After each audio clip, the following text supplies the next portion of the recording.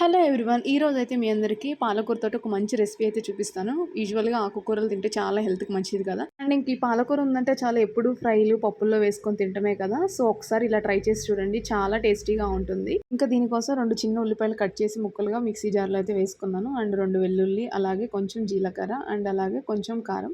కారం అయితే మీ టేస్ట్‌కి తగ్గట్టు వేసుకోండి. ఇదైతే ఉల్లిపాయ కారం అంటారు కాబట్టి సో, దానికి తగ్గట్టు వేసుకోండి. అండ్ అలాగే కొంచెం సాల్ట్. వీటన్నిటిని వేసుకొని మంచిగా పేస్ట్ లాగా అయితే ప్రిపేర్ చేసుకుందాము. మరీ పేస్ట్‌లాగా కాకుండా అలాగని మరీ కచ్చా పచ్చాగా కాకుండా కొంచెం ఇక్కడ చూపించాను కదా! అక్కడక్కడ ఆనియన్స్ తగులుతూ అలా అయితే మిక్సీ చేసుకుంటే ఏంటంటే, మనం తినేటప్పుడు కూడా ఆనియన్స్ అనేవి తగులుతూ చాలా బావుంటుంది టేస్టీగా.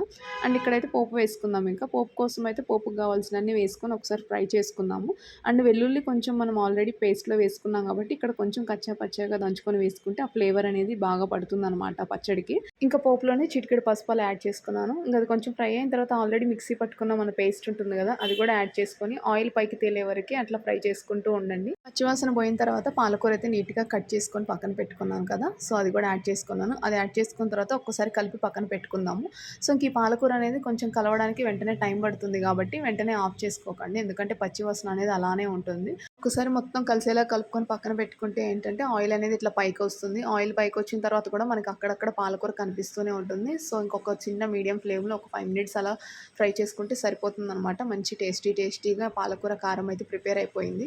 ఒక్కసారి పాలకూరతో ఇలా ట్రై చేసి చూడండి. ఇంకా మళ్ళీ మళ్ళీ పాలకూర ఎప్పుడు ఇంట్లో తెచ్చుకున్నా ఇలానే కారం ప్రిపేర్ చేసుకొని తింటారు. అంత టేస్టీగా చాలా బావుంటుందనమాట.